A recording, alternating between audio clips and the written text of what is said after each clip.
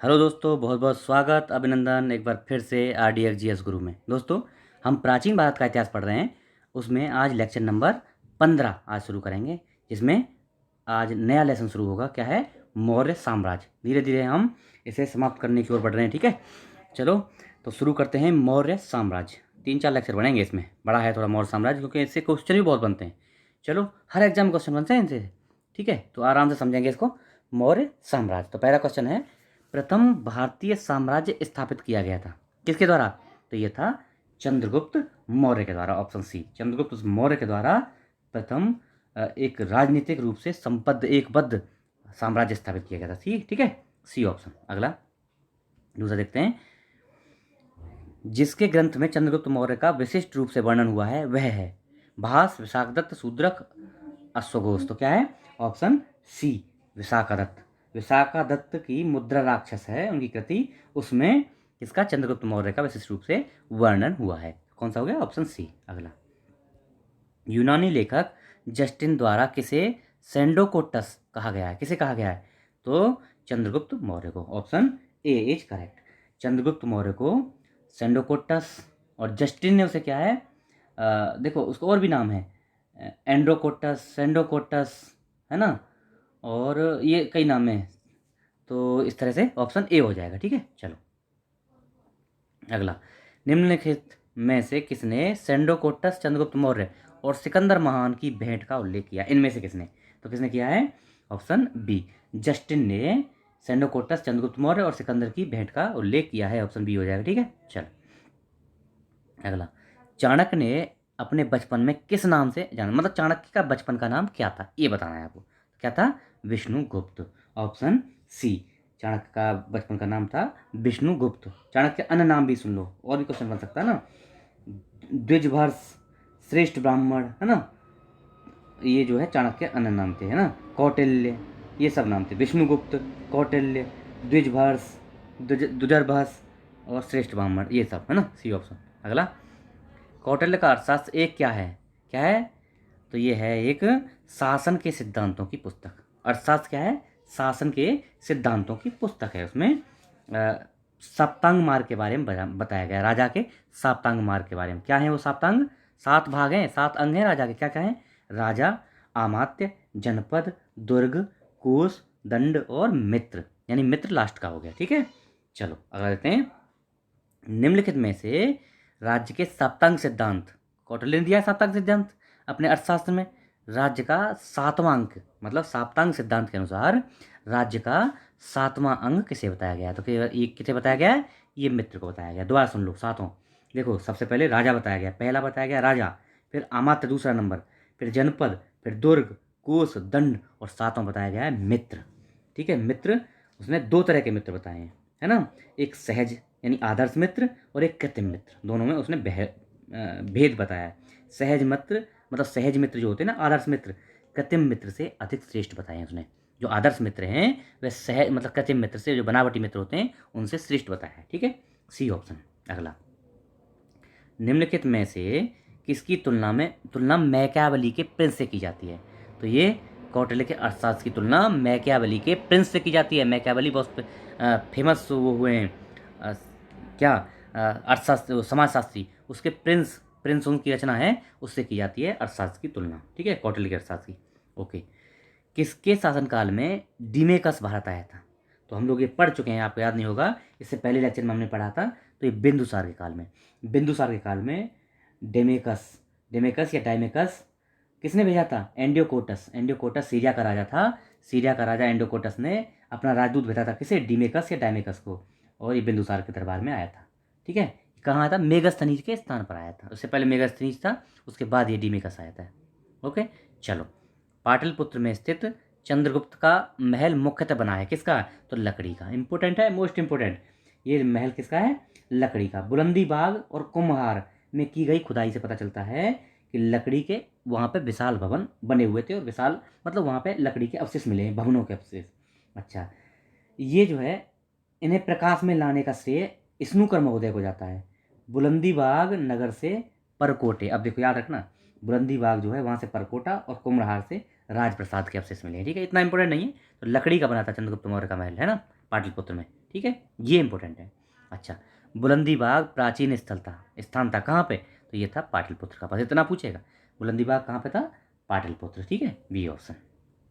अगला लेते हैं, निम्नलिखित में से किस मौर्य राजा ने दक्कन की विजय प्राप्त की थी, दक्कन की विजय इंपॉर्टेंट है, किसने की थी, तो चंद्रगुप्त मौर्य ने, चंद्रगुप्त मौर्य ने दक्षिण भारत की विजय प्राप्त की थी।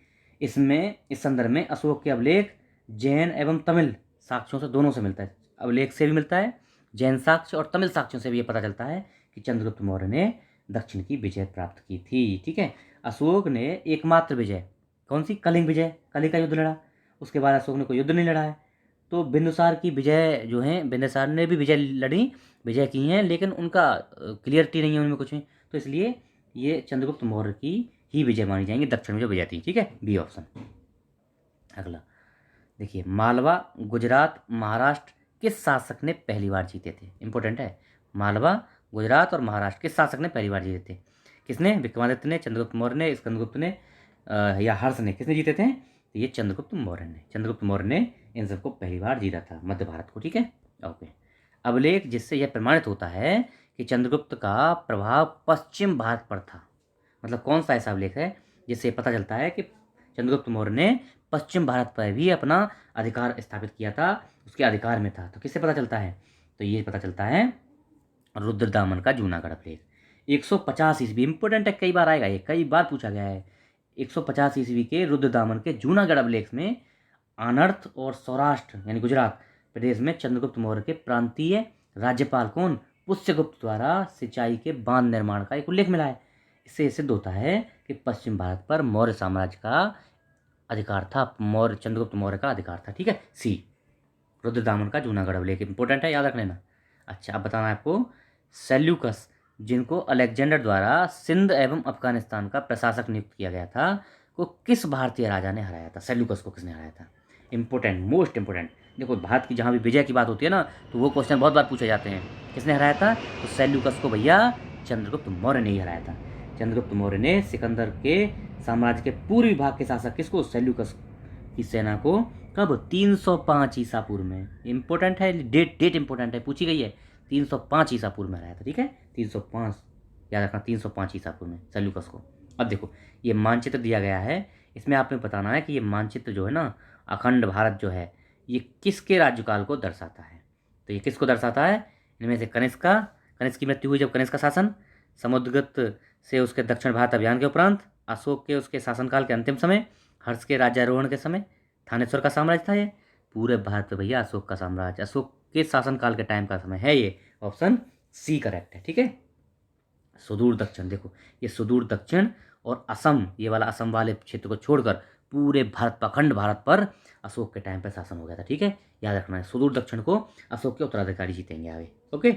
चलो अगला देखते हैं, किसने सहिष्णुता, उदारता, करुणा के त्रिविध आधार पर राजधर्म की, मतलब इन तीनों के आधार पर राजधर्म स्थापित किया था, किसने, तो ये अशोक महान ने, किसने, अशोक महान ने अपने एक व्यावहारिक धर्म चलाया था, जैसे धम्म बोलते थे, और जिसका पालन आसानी से सब कर सकें, इस प्रकार का वो धम्म था, जिसमें अशोक ने सदाचार को अपना धर्म बनाया था, इस धम्म में सदाचार का पालन करने की शिक्षा दी जाती थी, ठीक है, तो ए ऑप्शन हो जाएगा।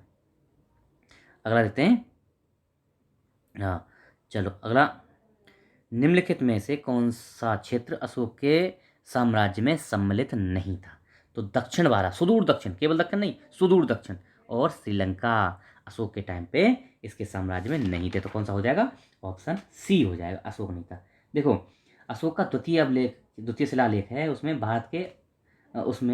भारत में अशोक का अधिकार चोल, पांड्य, सत्यपुत्र, केरलपुत्र, ताम्रपर्णी यानी श्रीलंका को छोड़कर सर्वत्र था।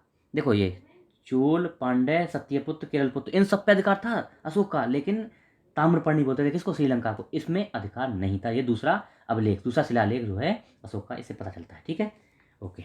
अगला देखते हैं, भारत का प्रथम अस्पताल एवं औषधि विभाग निर्माण किसने करवाया था, अशोक महान, अशोक द ग्रेट, अशोक ने ये निर्माण कराया था, भारत का प्रथम अस्पताल और क्या, औषधि विभाग, ठीक है। चलो, अशोक ने बौद्ध होते हुए भी हिंदू धर्म में आस्था नहीं छोड़ी, इसका प्रमाण किससे मिलता है, आपको ये बताना है, तो इसका प्रमाण मिलता है देवनाम प्रिय की उसकी उपाधि, उसकी अपनी देखो हिंदू उपाधि उसने रखी। इससे सिद्ध होता है कि अशोक ने हिंदू धर्म में आस्था नहीं छोड़ी थी। देखो 269 ईस्वी में मगध के राज सिंहासन पर बैठता है अशोक, और उसने देवनाम पी है, हाँ, दावा नाम पी है, और पियदसी, देवताओं का प्रिय, देखने में सुंदर, इस तरह की जो है उसने अपनी उपाधियाँ ली थी। तो इससे सिद्ध होता है कि वो हिंदू धर्म में आस्था बनी रही उसकी। ठीक है। सी, अगला देखते हैं, निम्नलिखित में से किस स्रोत से अशोक के राज्यकाल में तृतीय बौद्ध समिति होने का साक्ष्य हमको मिलता है? दो स्रोत हैं क्या? दीपवंश और दीपवंश और ये नहीं दिव्याव नहीं, महावंश। दीपवंश और महावंश सहेली अनुसूतियाँ, ये क्या है? सहेली अनुसूतियाँ। इनके अनुसार पता चलता है कि पाटलिपुत्र में बौद्ध धर्म की तृतीय संगीति हुई थी। पाटलिपुत्र में, ठीक है। इसकी अध्यक्षता किसने की थी? मग्गलीपुत्र तिस्क ने की थी। हम पहले ही पढ़ चुके हैं। तो कौन सा होगा? 2, 3, यानी बी ऑप्शन हो गया। ठीक है। अगला, निम्नलिखित मौर्य शासक बौद्ध धर्म के अनुयायी थे। कौन कौन से? अशोक था एक तो, और उसका पुत्र दशरथ था। चंद्रगुप्त और बिंदुसार नहीं थे। तो कौन सा होगा? 2 और 4, 2 और 4, ऑप्शन डी हो जाएगा। ठीक है। कौन कौन से हो गए? ऑप्शन डी, 2 और 4। अशोक और उसका पौत्र था, पुत्र नहीं, पौत्र था दशरथ। ठीक है, ये हो गए। अब बताना आपको, रज्जुक थे। रज्जुक कौन थे? तो ये क्या थे? मौर्य प्रशासन में अधिकारी हुआ करते थे रज्जुक। ठीक है। आज के जो हैं, जो डीएम है ना, डिस्ट्रिक्ट मजिस्ट्रेट, उस तरह के अधिकारी, जिला अधिकारी के जैसे इनकी रैंक होती थी रज्जुकों की। ठीक है, बी ऑप्शन।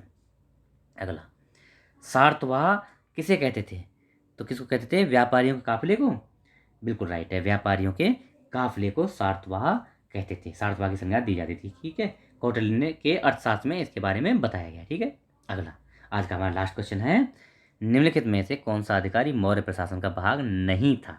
तो देखो, अब आपको देखना है, प्रादेशिक, युक्त और राजुक ये थे, लेकिन अग्रहारिक नहीं था। युक्त युक्त क्या थे? ये जिले के अधिकारी होते थे और राजस्व वसूलते थे। राजुक क्या थे? ये केवल राजस्व विभाग का ही कार्य देखते थे, किंतु बाद में इन्हें न्यायिक अधिकार भी दिया गया। और प्रादेशिक क्या थे?